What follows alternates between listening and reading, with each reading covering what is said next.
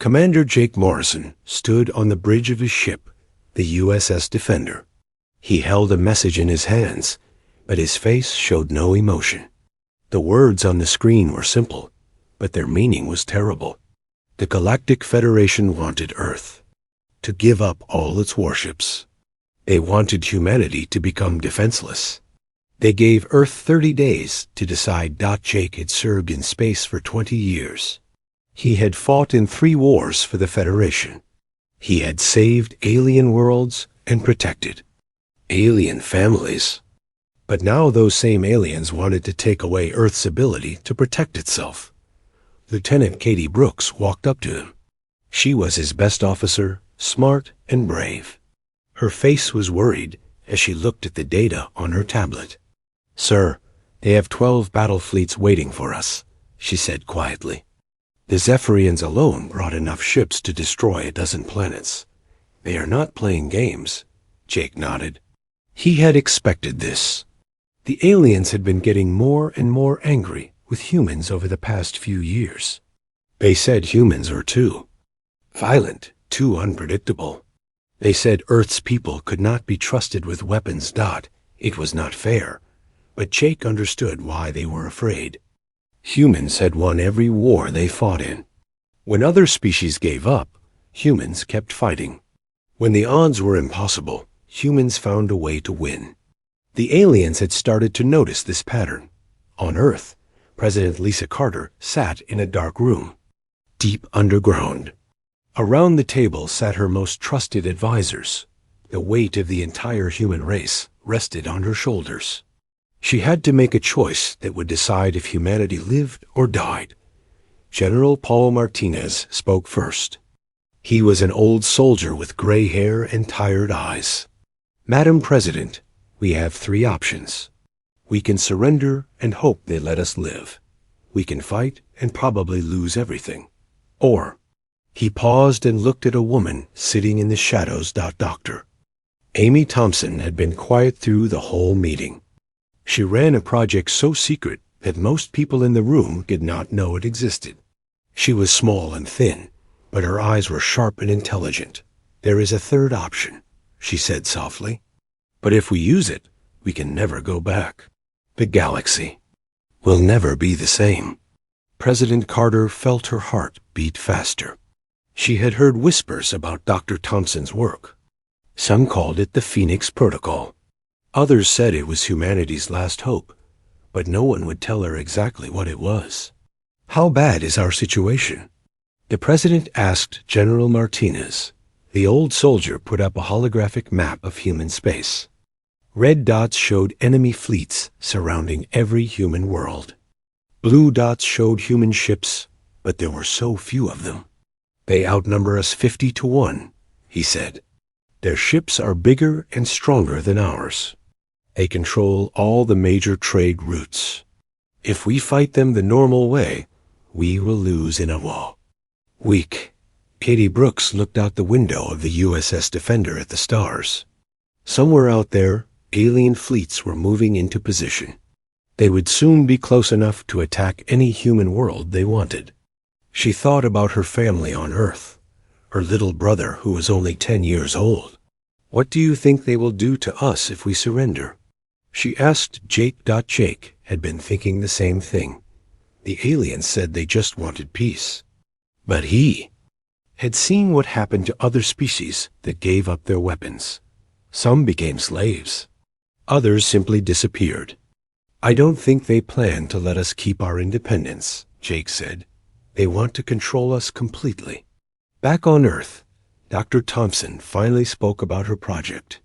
She had been working on it for 15 years, ever since she realized that humanity might need a way to defend itself against the entire galaxy. "We discovered something 20 years ago," she said. "Something that could change everything. But we agreed to keep it secret when we joined the Federation. We promised never to use this technology." President Carter leaned forward. "What kind of technology?" "The kind that makes their ships and weapons useless," Dr. Thompson said. "The kind that could end this war in minutes. But it breaks every treaty we ever signed." If we use it, we become the thing they fear most. The room fell silent. Everyone knew that humanity had always been different from other species. Humans fought harder, fought faster, and never gave up. But they had tried to fit in with galactic society. They had followed the rules and kept their dangerous ideas locked away. General Martinez looked at the map again. More red dots appeared as alien reinforcements arrived. "How long do we have?" he asked. 30 days, President Carter said. Then they attack. Jake Morrison received new orders from Earth. He was to prepare his ship for battle, but he was also given a strange second set of instructions. These orders were sealed and marked with codes he had never seen before. He was only supposed to open them if something called Phoenix Protocol was activated. Dr. Thompson left the meeting and went to a hidden facility beneath the mountains of Colorado. Her team of scientists had been waiting for this day, hoping it would never come. They had built something that no one else in the galaxy could imagine. It was humanity's greatest secret and its most dangerous weapon. As the first day of the ultimatum ended, President Carter made her decision. She authorized Dr. Thompson to begin the final preparations. Around human space, hidden systems started to wake up. Technology that had slept for decades began to power up. The aliens thought they knew what humans were capable of. They thought they had seen humanity's best weapons and strongest ships. They were about to learn that they had never seen humanity's true power. The countdown had begun. 30 days to decide the fate of Earth, and all her children scattered across the stars. Day 5 of the countdown arrived with no word from Earth. The galaxy watched and waited. Most alien species expected humans to give up soon. They had seen the massive fleets surrounding human worlds. Anyone with sense would surrender. Admiral Kex Thanner of the Zephyrian Empire stood on his flagship, looking at the planet New Tokyo through the main window. The human colony was beautiful, with blue oceans and green continents. Soon it would belong to the Zephyrians, like all human worlds. How long before they break? Asked his second-in-command, a younger officer with bright yellow scales. Soon, Kex Thanner replied. Humans are violent, but they are not stupid. They can count ships just like anyone else. The admiral was proud of his fleet. 50 battle cruisers surrounded New Tokyo, each one larger than anything humans had ever built. Their weapons could turn the planet's surface into glass in hours. The humans had to know they could not win. Captain Ryan Bell commanded the defense station that orbited New Tokyo. From his position, he could see the alien ships clearly. They made no effort to hide. They wanted the humans to see exactly what they were facing. "Sir, they are running active weapon scans on the colony," reported his tactical officer, a nervous young man named Pete Davis. "They want us to know they are ready to fire," Ryan nodded. He had expected this. The aliens were trying to scare the colonists into demanding surrender. It was a smart move. 3 million people lived on New Tokyo, including many families with children. "Any word from Earth?" Ryan asked. "Nothing yet, sir.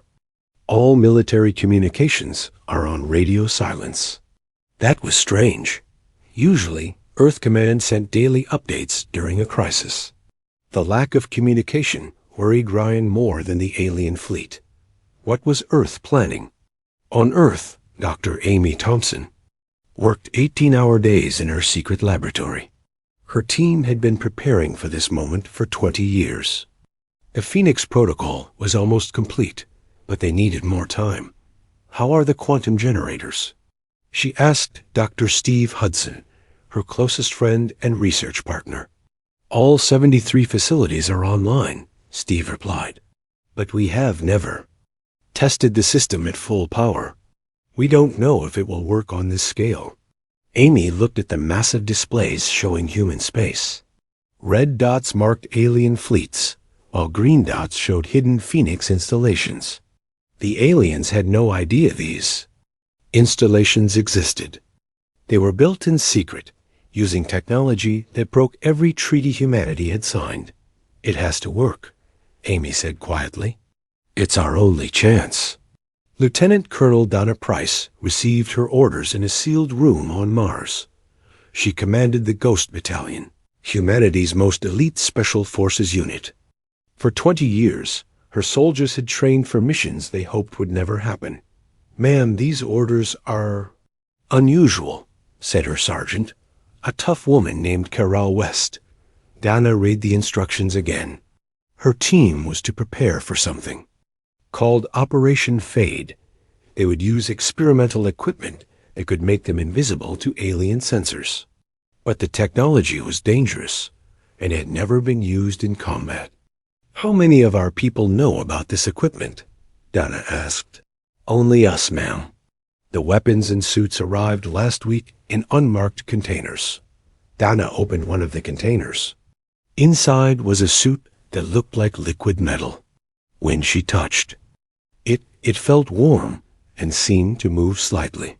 This was technology beyond anything she had seen before. Back on New Tokyo, the alien fleet moved closer. Captain Ryan Bell watched as Zephyrian ships took positions around the planet. They were close enough now that their weapons could hit the surface in seconds. The colonists were starting to panic. Mayor Helen Clark called Ryan every hour, asking for updates. The planet's defense forces were ready to fight, but everyone knew they could not stop 50 battle cruisers. Sir, incoming message from the Zephyrian flagship, Pete Davis reported. Ryan nodded. Put it on screen. Admiral Kex Thanner appeared on the main display.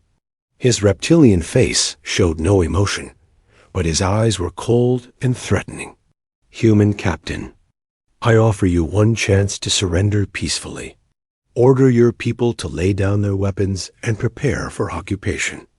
Refuse, and we will take your world by force. Ryan stood straight and looked directly at the alien admiral. I have no authority to surrender this colony.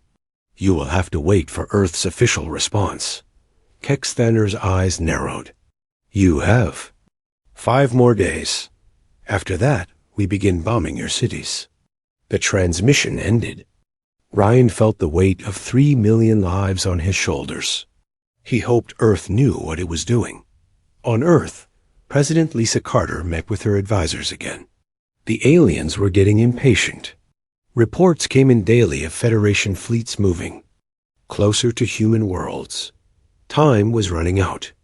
How much longer do you need? She asked Dr. Thompson. 72 hours minimum, Amy replied. The quantum field generators need time to synchronize across all installations. General Paul Martinez looked worried. The aliens won't wait much longer. Our intelligence says they are planning to make an example of one of our colonies. President Carter felt the enormous pressure of her decision. If she was wrong about Phoenix Protocol, humanity would pay the price. But if she surrendered, humans would become slaves to alien masters. Continue the preparations, she ordered. We hold the line until Phoenix is ready. Dr. Thompson returned to her laboratory and worked through the night. Around human space, hidden installations powered up systems that used principles most aliens thought were impossible. The technology was based on discoveries humanity made long before joining the Federation. Humans had always been curious about the universe.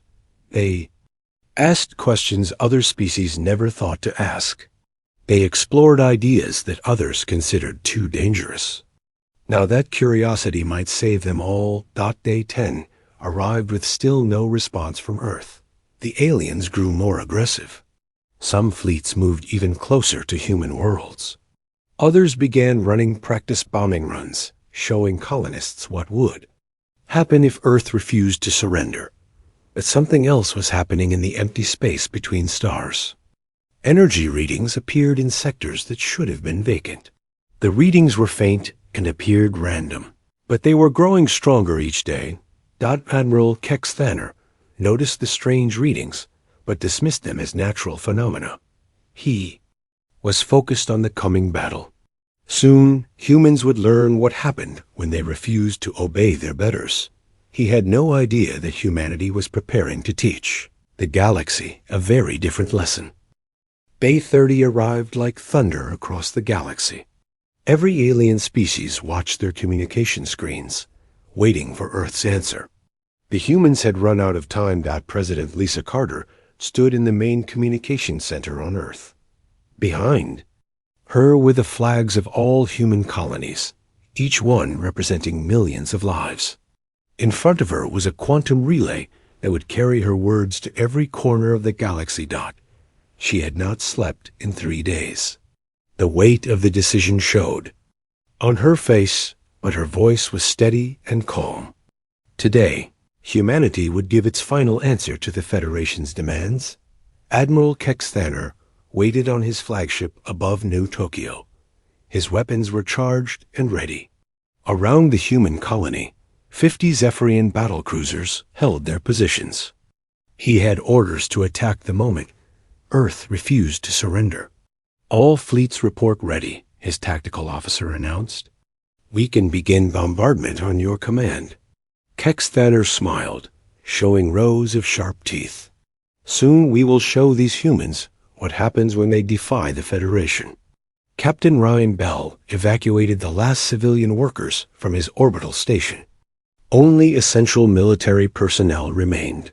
His wife had called that morning from the planet's surface, asking if she should take their children to the emergency shelters. Stay close to the shelters, he had told her. But don't panic the kids. Everything will be okay. He hoped he was telling the truth. The quantum relay activated, and President Carter's image appeared on screens throughout the galaxy. Her face was serious, but not afraid. She looked directly at the camera as if she could see every alien leader watching her. 200 years ago, humanity joined the Galactic Federation in good faith, she began. We believed in the idea of different species working together for peace and progress. In the Federation Council chambers, alien representatives leaned forward to listen. Some looked curious, others impatient. They expected the humans to beg for mercy or make desperate promises. We have kept our word, Carter continued. We have followed Federation laws. We have fought in your wars and died for your causes. We have protected alien worlds and saved alien lives, asking nothing in return except the right to exist as equals. Commander Jake Morrison watched the broadcast from his ship, the USS Defender. His crew stood silent around him. They all knew this speech would decide their fate and the fate of every human in the galaxy. But you have made a terrible mistake, President Carter said. Her voice remained calm, but something in her eyes changed. You have confused our cooperation with weakness. You have mistaken our willingness to follow rules for inability to break them. Dr. Amy Thompson listened from her control room deep beneath Earth's surface. Her fingers hovered over the activation controls for Phoenix Protocol. Around human space, 73 hidden installations waited for her signal. You believe that? Because we are young, we can be bullied, Carter went on. Because we are few, we can be eliminated. You think you know what humans are capable of. You are wrong. Admiral Kexthaner grew impatient. Get to the point, human, he muttered. Surrender. Or die. But Carter was not finished. For 30 days, you have surrounded our worlds with your fleets. You have threatened our children. You have demanded that we make ourselves defenseless. And now you wait for our answer. The president paused and looked directly into the camera. When she spoke again, her words carried across the galaxy like a promise of thunder. Here is our answer. We will not surrender. We will not disarm. We will not kneel before any species that threatens our existence. Alien leaders across the galaxy reacted with shock and anger. Some called for immediate attack. Others wondered if the humans had lost their minds. You wanted to see what humans do when pushed too far, Carter continued. You wanted to test our limits. Very well, but remember that we warned you. Remember that we gave you every chance to choose peace. Dr. Thompson's hand moved toward the activation switch. In her laboratory, warning lights began to flash. Computer screens showed energy readings building across human space. You have forced us to reveal something we hope to keep hidden forever, Carter said. Something we developed because we learned that the universe is not always kind to this peaceful. Something we swore never to use unless our very survival was at stake. Lieutenant Colonel Donna Price put on her experimental combat suit in a hidden base on Mars. Around her, the soldiers of Ghost Battalion prepared equipment that used technology decades ahead of anything the aliens possessed. Phoenix Protocol is now active, President Carter announced. What happens next is entirely your choice. Attack our worlds, and you will learn why humanity survived the long climb from Earth to the stars. The transmission ended. For a moment, the entire galaxy fell silent. Admiral Kexthaner stared at the blank screen. What is Phoenix Protocol? He demanded of his intelligence officers. Unknown, sir. We have no records of any human project by that name. It doesn't matter, Kexthaner sighed. They refused to surrender. Begin the attack. But as his weapons officer reached for the firing controls, something impossible happened. The space around New Tokyo began to shimmer like water. Energy readings spiked to levels that should not have been possible. Captain Ryan Bell watched his sensors in amazement. What is that? He whispered. On Earth, Dr. Thompson smiled for the first time in weeks. Phoenix activation successful, she announced. All installations are online. We are ready. President Carter received the confirmation and nodded. Humanity had crossed the line. There was no going back now. Across human space, the hidden installations began their work. Technology that violated the known laws of physics started to reshape reality itself. The aliens were about to learn that humans had been hiding more than just secret weapons. They had been hiding secret knowledge. Knowledge that would change the galaxy forever. Admiral Kexthaner gave the order to fire, but his weapons would not respond. Something was interfering with his ship's systems. Something that should not have been possible. The war for humanity's future was about to begin, but it would not be the war anyone expected. Admiral Kexthaner pressed the firing button again, but nothing happened. His massive battlecruiser, armed with weapons that could destroy cities, would not respond to his commands. What is wrong with our systems? He shouted at his crew. His weapons officer looked confused and scared. Sir, the targeting computers show the human station, but when we fire, the weapons pass right through it. It's like the station isn't really there. Around New Tokyo, all 50 Zephyrian ships had the same problem. Their sensors could see Captain Ryan Bell's defense station clearly, but their weapons could not hit it. The energy beams went through the station like it was made of air. Ryan watched his instruments in amazement. The readings showed impossible things. His station was somehow existing in two places at once. Part of it was in normal space where the aliens could see it, but another part was somewhere else entirely. Sir, we're getting reports from all human installations, his communications officer said. Every human ship and station is showing the same readings. We're all shifting somehow. On Earth, Dr. Amy Thompson monitored the Phoenix activation from her control center. Screens around her showed energy patterns that defied everything scientists thought they knew about reality. Quantum phase shift successful across all installations, she reported to President Carter. Human assets are now operating in parallel. Dimensional space. Federation weapons cannot touch us. But Phoenix was much more than just protection. As the dimensional barriers stabilized, something else began to happen. Space itself started to bend and twist around human positions. Dr. Steve Hudson watched the readings with wonder and fear. Amy, the power levels are beyond anything we calculated. We're not just hiding from them. We're controlling the fabric of space-time itself. Lieutenant Colonel Donna Price felt the change as her combat suit activated. One moment she was standing in the armory on Mars. The next moment, she was somehow standing in 3 different places at once. Her suit allowed her to exist in multiple dimensions simultaneously. "Ghost Battalion, report status," she said into her communicator. "Ma'am, this is incredible," came the voice of Sergeant Carol West. "I'm looking at a Zephyrian military base on their home world.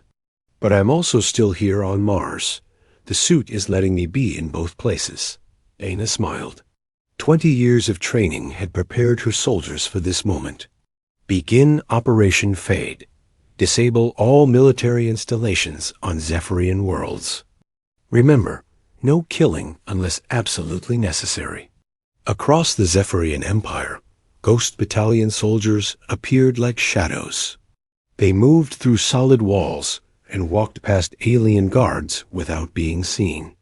Every military base, communication center, and government buildings suddenly had human soldiers inside. The Zephyrians had no defense against enemies who could exist in multiple dimensions. Their strongest security systems were useless against soldiers who could phase in and out of reality. Had Will. Admiral Kex Thanner received reports from his home world that made no sense. "What do you mean humans are inside our military headquarters? How did they get past our defenses?" "We don't know, sir. They appear and disappear like ghosts. Our weapons pass right through them. They're shutting down everything." Back at New Tokyo, something even more amazing happened. The space around the planet began to glow with soft blue light. Captain Ryan Bell watched as new ships appeared from nowhere. These were not the small human vessels the aliens had seen before. These were massive battle cruisers that seemed to be made of pure energy. They moved without engines and weapons that fired beams of twisted spacetime. The USS Retribution, flagship of humanity's secret fleet, materialized directly behind Admiral Kex Thanner's command ship. Its captain, a woman named Linda Hayes, sent a message to the alien admiral. "Admiral Kex Thanner, this is Captain Hayes of the USS Retribution. You are surrounded. Surrender now, and your crews will not be harmed." Kex Thanner looked around in panic. His 50 ships were now surrounded by 100 human vessels that had appeared from empty space. Ships that his sensors said were not really there, but his eyes could see clearly. "This is impossible," he whispered. "Where did they come from?" Commander Jake Morrison watched from the USS Defender as the true human fleet revealed itself. Ships that had been built in secret for decades, hidden in pocket dimensions until this moment. Each one used technology that made the Federation's weapons look like children's toys. All Federation fleets. This is Commander Morrison of the human fleet. He broadcast across all alien communication channels. "You are outmatched. Your weapons cannot harm us. Your defenses cannot stop us. Surrender now." On dozens of alien worlds, the same message was being delivered by Ghost Battalion soldiers who appeared in government buildings like living shadows. Presidents and generals found humans standing in their most secure rooms, having walked through walls and force fields as if they did not exist. Dr. Thompson explained to President Carter what humanity had discovered 20 years earlier. "We found a way to manipulate the quantum structure of reality itself. We can exist in multiple dimensions, travel instantly across any distance, and bend space-time to our will." President Carter broadcast one final message to the galaxy. Her words reached every alien world simultaneously, carried by technology that made normal communication seem slow and primitive. "This is what happens when you push humanity too far," she said. "We could have destroyed your fleets. We could have wiped out your worlds. Instead, we have simply moved your ships away from our colonies and disabled your military bases." Across alien space, entire battle fleets found themselves transported to empty regions far from any human world. The ships were undamaged, and the crews were safe, but they were now billions of miles from anywhere important. "Your weapons are intact, but useless," Carter continued. "Your soldiers are alive, but stranded. This is our mercy. We could have chosen a different path." Admiral Kexthaner watched his fleet being gently moved through space, like toys in the hands of a giant child. His ships were not destroyed, just relocated to a place where they could harm no one. "How?" he asked the human captain, who appeared on his screen. "How is this possible?" Captain Hayes smiled sadly. "We are not the same species that joined your Federation 200 years ago, Admiral. We have grown. We have learned. And we have prepared for the day when cooperation was no longer enough." The galaxy fell silent as every alien leader realized the same terrible truth.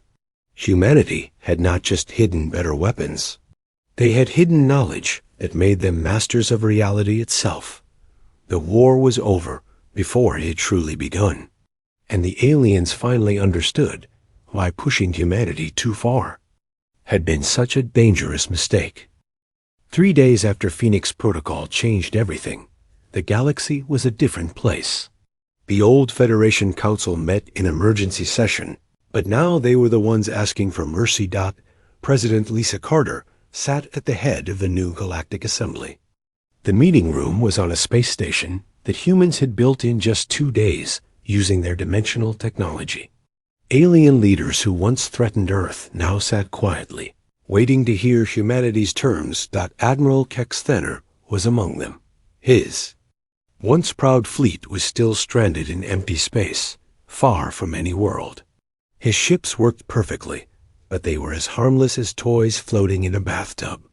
He looked tired and defeated. "We underestimated your species," he said quietly to President Carter. "We thought strength came from numbers and big weapons. We never imagined that real power could come from understanding the universe itself." Carter nodded. She felt no anger toward the Admiral. He had been doing what he thought was right for his people. "We didn't want this war, Admiral. We just wanted to be left alone to live our lives." Dr. Amy Thompson stood before the assembly to explain what humanity had discovered. The alien scientists listened with amazement and fear as she described technology that seemed like magic. 20 years ago, we learned that reality has layers," she said in simple words that everyone could understand. "Most species see only one layer. We found a way to see and use all of them." A Zephyrian scientist raised his hand. "But this violates every law of physics we know. How is it possible?" Dr. Steve Hudson answered, "Your laws were incomplete. You studied the universe like someone looking at a house through a single window. We learned to walk through the walls." The demonstrations continued. Human soldiers appeared and disappeared in the meeting room. Ships traveled instantly between distant star systems. Entire asteroids were moved from one place to another with no visible effort. Captain Ryan Bell had returned to New Tokyo, where life was slowly returning to normal. His wife and children met him at the spaceport, and for the first time in weeks, he felt truly safe. "Daddy, are the bad aliens gone?" his 8-year-old daughter asked. Ryan picked her up and smiled. "There are no bad aliens, sweetie, just scared ones. And now they're not scared anymore, because they understand we don't want to hurt anyone." But not every alien world accepted the new reality peacefully. Some species tried to develop their own dimensional weapons. Others formed secret alliances to find ways to fight back against human technology. Lieutenant Colonel Donna Price and her Ghost Battalion dealt with these problems quickly and quietly. They appeared in the secret research facilities and weapon factories, shutting them down before any real threat could develop.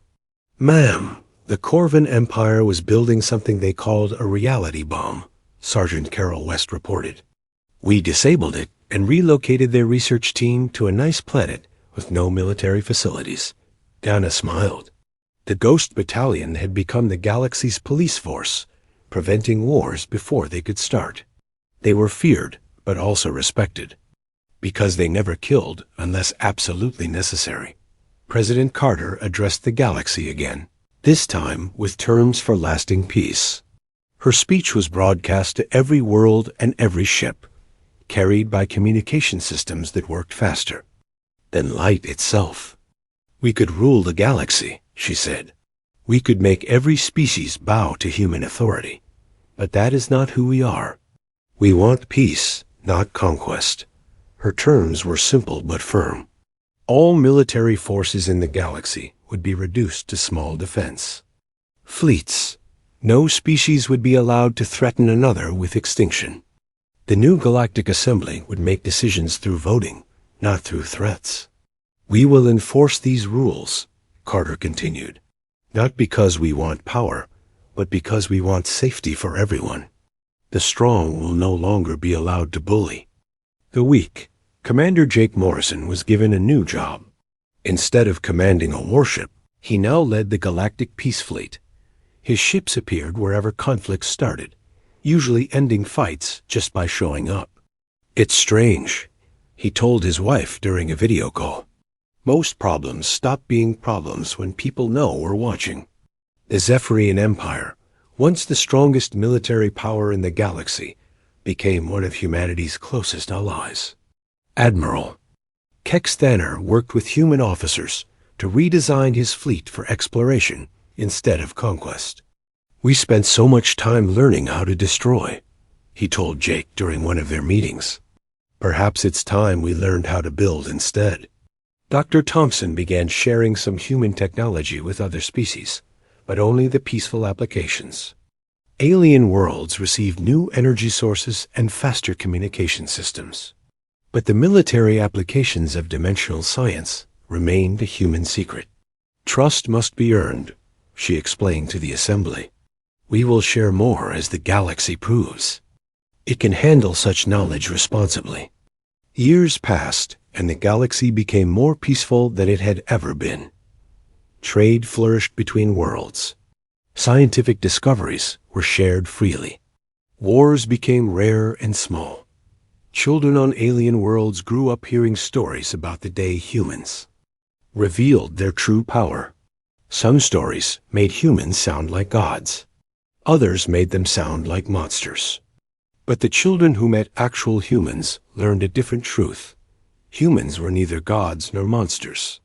They were simply a species that had refused to accept limits. When the galaxy pushed them too far, they had pushed back with knowledge and power beyond imagination. Captain Ryan Bell retired from the military and became a teacher on New Tokyo. He taught alien children alongside human ones, showing them that different species could work together. What made humans so special? One young Zephyrian student asked during class. Ryan thought for a moment before answering. We never stopped asking questions, even when the questions seemed impossible to answer. President Carter stepped down after 10 years, satisfied that peace was secure. In her final speech, she reminded the galaxy of the lesson humanity had taught. We showed you our strength not to frighten you, but to protect you. The universe is vast and full of dangers. But working together, there is nothing we cannot face. The galaxy had learned its lesson.